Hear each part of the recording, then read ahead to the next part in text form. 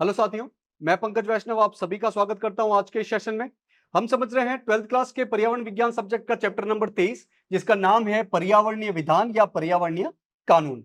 इस चैप्टर के दो भाग हम ऑलरेडी समझ चुके हैं। आज की क्लास में इसका तीसरा और अंतिम भाग हम समझने वाले हैं। अच्छा, दो भाग में हमने क्या क्या बातें की है कि पर्यावरण संरक्षण के लिए राष्ट्रीय स्तर पर प्रमुख रूप से कौन कौन से कानून है। इन कानूनों को हमने चार भाग में बांटकर देखा कि वायु से संबंधित कौन कौन से कानून है, जल को संरक्षण करने के लिए कौन कौन से कानून है, पर्यावरण ओवरऑल पर्यावरण को बचाने के लिए प्रमुख रूप से कौन कौन से कानून है, और जैव विविधता को बचाने के लिए, वनों को बचाने के लिए प्रमुख रूप से कौन कौन से कानून है। दो भाग में हमने राष्ट्रीय स्तर पर बने कानूनों के बारे में बात की।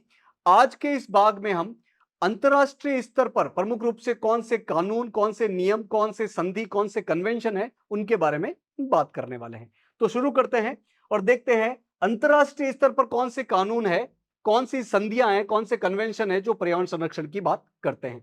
चार प्रमुख समझौते, चार प्रमुख कानून संधियां हैं। पहला है आर्द्र भूमि समझौता, दूसरा है मॉन्ट्रियल प्रोटोकॉल, तीसरा है जलवायु अधिवेशन और चौथा है जैविक विविधता अधिवेशन। एक एक करके इन चारों के बारे में बात करते हैं। सबसे पहला है आर्द्र भूमि समझौता, जिसे हम रामसर कन्वेंशन या रामसर समझौता के नाम से जानते हैं। चूंकि ये रामसर नामक सिटी में होता है, तो उस सिटी के नाम के हिसाब से इस समझौते को नाम दिया गया है। मुख्य रूप से ये वेटलैंड यानी कि आर्द्र भूमियों का संरक्षण और उनके सतत उपयोग की बात करता है। यह एक अंतरराष्ट्रीय समझौता है जो कि 1975 1975 में पारित हुआ था। यह समझौता आर्द्र भूमियों का संरक्षण और उनके सतत सदुपयोग के लिए एक अंतरराष्ट्रीय सहयोग का ढांचा प्रदान करता है। ये जो रामसर कन्वेंशन है, ये जो आर्द्र भूमि समझौता है, ये क्या कहता है कि हमें आर्द्र भूमियों का संरक्षण करना है और उनका उपयोग करना है, सदुपयोग करना है, लेकिन सदुपयोग करते वक्त हमें ध्यान रखना है कि हम इसे सतत तरीके से उपयोग कर रहे हो, सस्टेनेबल तरीके से उपयोग करता हो। तो इसके लिए एक ढांचा प्रदान करता है। ये जो यूनेस्को है, मतलब संयुक्त राष्ट्र शैक्षिक, वैज्ञानिक और सांस्कृतिक संगठन, ये इस समझौते का निवेशक की भूमिका निभाता है। ये जो यूनेस्को है, यूनाइटेड नेशन की शैक्षिक, वैज्ञानिक और सांस्कृतिक संगठन है, वो इस आर्द्र भूमि समझौता यानी कि रामसर कन्वेंशन के निवेशक की भूमिका में अपना रोल निभाता है। इस आर्द्र भूमि समझौता यानी कि रामसर कन्वेंशन का मुख्य कार्यालय जो है वो स्विट्जरलैंड के ग्लांड में है और इसके मुख्य कार्यालय को हम रामसर ब्यूरो के नाम से जानते हैं। 1981 में भारत ने इस समझौते पर हस्ताक्षर किए थे। तो इसके करीब करीब 6-7 साल बाद भारत इस समझौते पर हस्ताक्षर करता है। हस्ताक्षर करने का मतलब क्या है कि हाँ, हम भी अपने देश की इंपॉर्टेंट आर्द्र भूमियों का संरक्षण करेंगे और उनके सतत सदुपयोग पे ध्यान देंगे।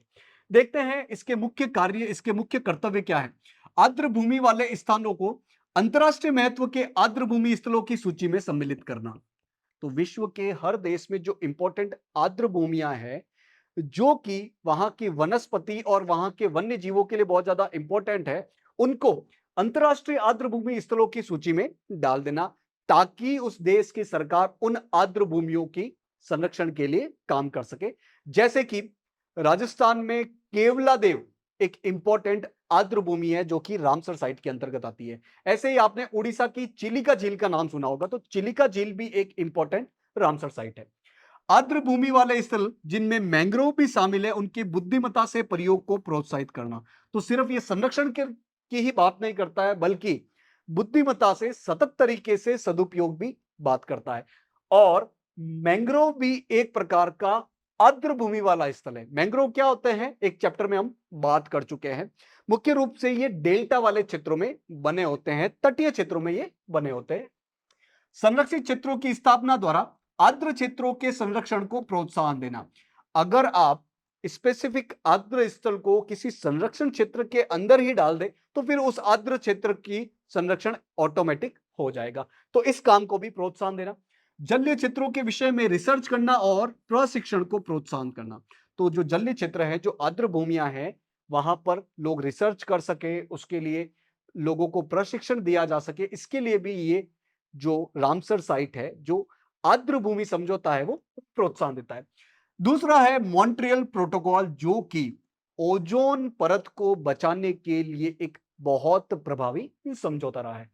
तो यूएनईपी यानी कि यूनाइटेड नेशन एनवायरनमेंट प्रोग्राम, संयुक्त राष्ट्र पर्यावरण कार्यक्रम, इसके तत्वाधान में विश्व के अलग अलग देशों ने 1985 में ऑस्ट्रिया के वियना में ओजोन संरक्षण से संबंधित अधिवेशन में भाग लिया। तो 1985 1985 में ऑस्ट्रिया की राजधानी वियना, इसमें एक सम्मेलन होता है, एक अधिवेशन होता है। क्या अधिवेशन होता है? ओजोन परत के बचाव हम कैसे करेंगे, ओजोन परत का संरक्षण कैसे करेंगे, उस पर बहस करने के लिए, उस पर विचार विमर्श करने के लिए। और ये किसके तत्वाधान में होता है, किसके अगुवाई में होता है? संयुक्त राष्ट्र पर्यावरण कार्यक्रम, united nation environment programme, UNEP के तत्वाधान में। इस अधिवेशन के माध्यम से दुनिया के विभिन्न देशों ने ओजोन स्तर के बचाव के लिए बहस की। जैसा कि मैंने बताया कि ये जो अधिवेशन होता है, ये जो एक तरीके से बैठक होती है 1985 में ऑस्ट्रिया की राजधानी वियना में यूएनईपी के तत्वाधान में, तो जब विभिन्न देश आते हैं तो सब बात करते हैं, बहस करते हैं कि हम ओजोन परत का संरक्षण कैसे कैसे करेंगे। तो ओजोन परत के संरक्षण पर इस अधिवेशन के उद्देश्यों को प्राप्त करने के लिए इसके 2 साल बाद यानी कि 1987 में विभिन्न देशों ने मॉन्ट्रियल प्रोटोकॉल पर सहमति की। 1985 में ये वियना में एक बैठक होती है जिसमें विभिन्न देश ये बात करते हैं कि हम ओजोन परत को कैसे बचाएंगे, और बहस करके, विचार विमर्श करके कुछ उद्देश्य बनाते हैं। और उसी उद्देश्यों की प्राप्ति के लिए इसके 2 साल बाद कनाडा में एक बैठक होती है, और उस बैठक में एक तरीके से कानूनी रूप से ये उद्देश्य ले लिया जाता है, ये बात कर ली जाती है कि हम ओजोन परत को बचाने के लिए ये काम करेंगे। तो इस उद्देश्य की प्राप्ति के लिए जो कानूनी रूप से ढांचा बन गया उसको क्या बोला गया? Montreal protocol. तो वियना कन्वेंशन और मॉन्ट्रियल प्रोटोकॉल दोनों ही किससे जुड़े हुए हैं? ओजोन परत के संरक्षण से। तो इस मॉन्ट्रियल प्रोटोकॉल का उद्देश्य क्या था? कि मानव निर्मित उन सभी पदार्थों के प्रयोग में कमी लाना जिसकी वजह से ओजोन परत को नुकसान पहुंचता है, और ओजोन परत को नुकसान पहुंचाने वाली विकिरण निकलती। तो इस मॉन्ट्रियल प्रोटोकॉल में क्या बात की गई, इसका उद्देश्य क्या रखा गया कि ऐसे सभी पदार्थ जो कि मानव द्वारा जनित है, और ये पदार्थ यदि ओजोन परत को नुकसान पहुंचा रहे हैं, तो इन पदार्थों के उत्पादन में, इन पदार्थों के उपयोग में हम कमी लाएंगे। जैसे कि आपने नाम सुना होगा क्लोरोफ्लोरोकार्बन, जो कि एयर कंडीशन में या फ्रिज में बहुत बड़ी मात्रा में उपयोग में लाई जाती थी पहले। तो इस क्लोरोफ्लोरोकार्बन के उत्सर्जन की वजह से ओजोन परत को बड़ी मात्रा में नुकसान होता था। तो ऐसे ही बहुत सारे पदार्थ हैं, तो उनके उत्पादन और उनके प्रयोग में कमी लाना इस मॉन्ट्रियल प्रोटोकॉल का एक प्रमुख उद्देश्य था। वियना बैठक और मॉन्ट्रियल प्रोटोकॉल सबसे अधिक प्रभाव मुहिम मानी जाती है। तो ये जो वियना कन्वेंशन, वियना बैठक हुई थी, और इसके बाद 1987 में 1987 में मॉन्ट्रियल प्रोटोकॉल हुआ था ओजोन परत को बचाने के लिए, ये सबसे सफल, सबसे प्रभावशाली मुहिम मानी जाती है। और इन्हीं दोनों की वजह से आज ओजोन परत धीरे धीरे अपने पहली अवस्था में आती जा रही है। तीसरा है जलवायु अधिवेशन यानी कि क्लाइमेट कन्वेंशन। वैश्विक ऊष्मन, जिसे हम ग्रीन हाउस इफेक्ट या ग्रीन हाउस प्रभाव कहते हैं, वो पृथ्वी के भविष्य की शायद सबसे बड़ी चुनौती है। ये जो वैश्विक ऊष्मन है, ग्रीन हाउस इफेक्ट है, मतलब विश्व का गर्म होते जाना। सूर्य की रोशनी आ जाए, उसकी वजह से अपना पृथ्वी का तापमान बढ़ जाए, लेकिन ये तापमान जब वापस जाने लगे, ये रोशनी वापस जाने लगे, तो किसी कारणों से ये पृथ्वी के वातावरण में, उसके एटमॉस्फेयर में ही ट्रैप हो जाए, मुख्य रूप से ग्रीन हाउस गैसेस की वजह से। तो इसको हम कहते हैं ग्रीन हाउस इफेक्ट या ग्रीन हाउस प्रभाव, वैश्विक ऊष्मन। तो ये पृथ्वी के भविष्य की सबसे बड़ी चुनौतियों में से एक चुनौती है।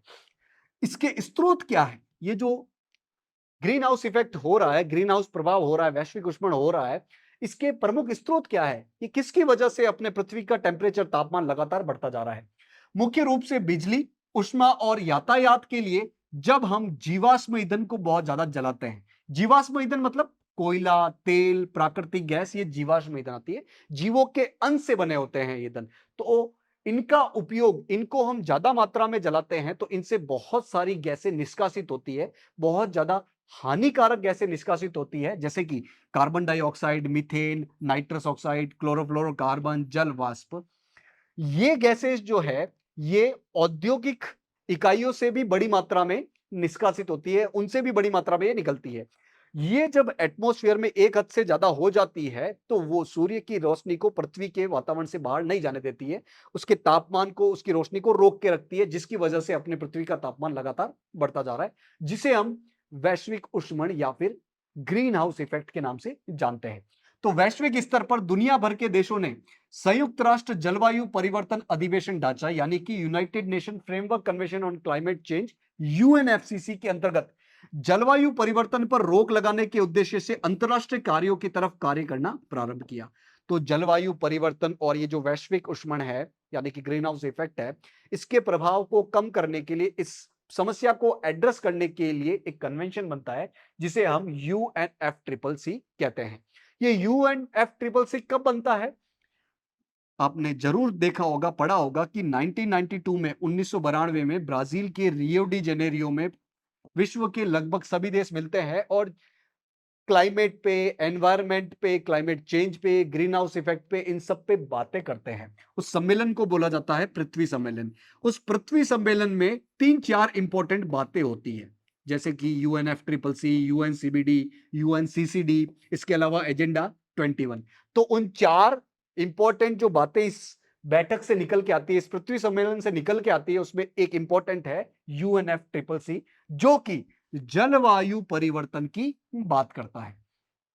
तो जून 1992 में ब्राजील के रियो डी जेनेरियो में संयुक्त राष्ट्र पर्यावरण एवं विकास सम्मेलन होता है। उसकी महत्वपूर्ण अंतरराष्ट्रीय संधि की पहल को हम जलवायु परिवर्तन पर संयुक्त राष्ट्र के अधिवेशन ढांचे यानी कि United nation framework convention on climate change UNFCCC के नाम से जानते हैं। इसके नाम में ही इसका काम आ जाता है, क्लाइमेट चेंज।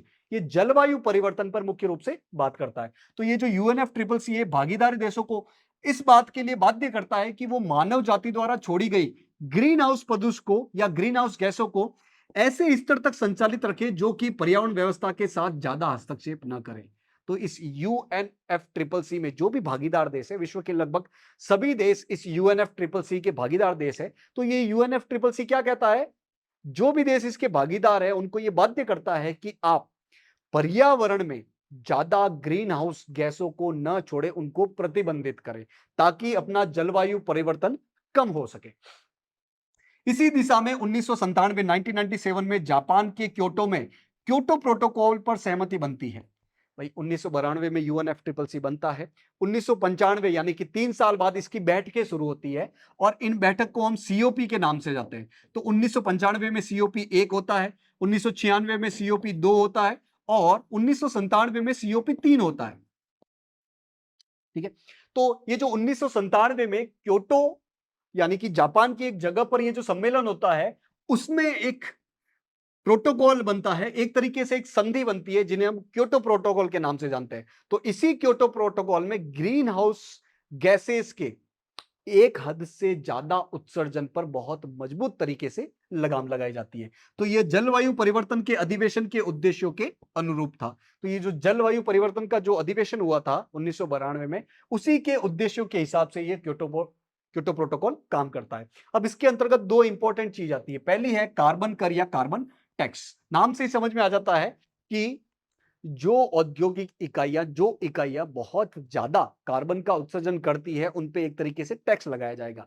कुछ कंपनियां, कुछ उद्योग, कुछ यूनिट्स क्या कहती है कि हम एक हद से ज्यादा कम नहीं कर पाएंगे कार्बन का उत्सर्जन। तो सरकार क्या कहती है कि आप उस पर टैक्स दे दो, कम नहीं कर पा रहे हो तो हमें रुपए दे दो, उस रुपए से हम एटमॉस्फेयर को साफ करने का काम कर देंगे। तो जीवाश्म ईंधन यानी कि कोयला, पेट्रोलियम, प्राकृतिक गैस, इससे निष्कासित ग्रीन हाउस गैस पर अब कई देश टैक्स लगाते हैं, कर लगाते हैं। ये कई उद्योगों को न केवल अधिक प्रभावशाली बनाते हैं बल्कि कार्बन डाइऑक्साइड को एकत्रित करने की तकनीकों को भी विकसित करते हैं। तो उद्योग प्रभावशाली तरीके से काम कर सके, वो एक हद से ज्यादा यदि कार्बन के उत्सर्जन को कम न कर पाए तो उन पे टैक्स लगाया जाता है, तो वो आराम से स्वतंत्र रूप से काम कर सकते हैं। और इन टैक्स से जो रुपया आया है, तो जलवायु परिवर्तन को कम करने के लिए, पर्यावरण को साफ करने के लिए नई नई टेक्नोलॉजी का इजाद भी किया जा सकता है। दूसरा कंसेप्ट है कार्बन पृथक्करण, जिसे हम कार्बन सिक्वेस्ट्रेशन के नाम से जानते हैं।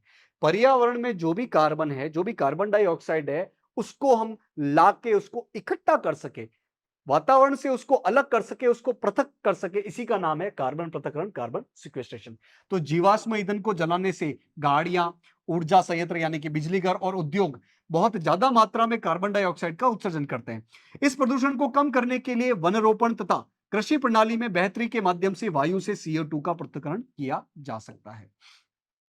तो वन ज्यादा से ज्यादा लगाकर, पेड़ ज्यादा से ज्यादा लगाकर, या फिर अपनी खेती में, अपने एग्रीकल्चर में ऐसे टेक्निक का उपयोग करके हम एटमॉस्फेयर से, वातावरण से कार्बन को अलग कर सकते हैं, यानी कि कार्बन को कम कर सकते हैं। इसे बोला जाता है कार्बन सिक्वेस्ट्रेशन।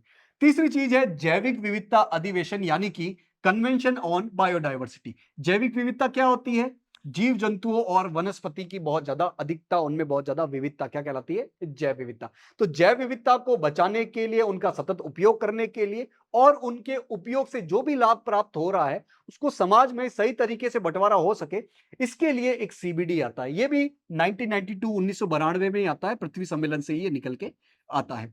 तो 1992 में संयुक्त राष्ट्र पर्यावरण एवं विकास सम्मेलन, जिसे हम पृथ्वी सम्मेलन के नाम से जानते हैं, जो कि रियो डी जेनेरियो, ब्राजील के रियो डी जेनेरियो में हुआ था, इसके दौरान जैव विविधता पर कन्वेंशन भी पारित किया गया था। जैसे मैंने बताया कि 1992 में ब्राजील के रियो डी जेनेरियो में ये जो सम्मेलन होता है संयुक्त राष्ट्र के तत्वाधान में, जिसे हम पृथ्वी सम्मेलन कहते हैं, उनमें यूएनएफसीसीसी के अलावा 2-3 चीजें और निकल के आती है, जिसमें से एक और चीज है यूएनसीबीडी, यानी कि जैव विविधता अधिवेशन। ये जो सीबीडी है वो अंतरराष्ट्रीय पैमाने पर जैविक विविधता के संरक्षण और राष्ट्रीय पैमाने पर उसके लागूकरण की वकालत करता है। तो ये जो सीबीडी है वो मुख्य रूप से जैव विविधता के संरक्षण, इसके साथ ही इसके सतत उपयोग और इसके सतत उपयोग से जो लाभ प्राप्त होते हैं उसका समाज में सही तरीके से बंटवारे की बात करता है। साथ ही ये हर देश को, इसके जो भागीदार देश है उसको ये बोलता है कि आप भी जैव विविधता के लिए कानून बनाओ। और भारत ने इसी अधिवेशन के बाद जैव विविधता का संरक्षण करने के लिए 2002 के आसपास जैव विविधता कानून भी बनाया था, जो कि हमने सेकंड क्लास में पढ़ लिया था। तो आज हमने अंतरराष्ट्रीय स्तर पर कौन से प्रमुख नियम, कानून, संधियां, कन्वेंशन, प्रोटोकॉल बने हैं उनके बारे में बात की, जो कि पर्यावरण संरक्षण की बात करते हैं। तो आपको करना क्या है, आज जो भी चीजें हमने पढ़ी है उसको आज ही रिवाइज करना है, ताकि लंबे समय तक अपने दिमाग में बनी रह सके। और चूंकि पूरा चैप्टर हमने कंप्लीट कर लिया है, तो इस पूरे चैप्टर को एक साथ रिवाइज कर डालिए, ताकि एग्जाम में आप अच्छा परफॉर्म कर पाए। आशा है आज की क्लास आपको समझ में आई होगी। आज के इस सेशन से जुड़ने के लिए आप सभी का बहुत बहुत धन्यवाद।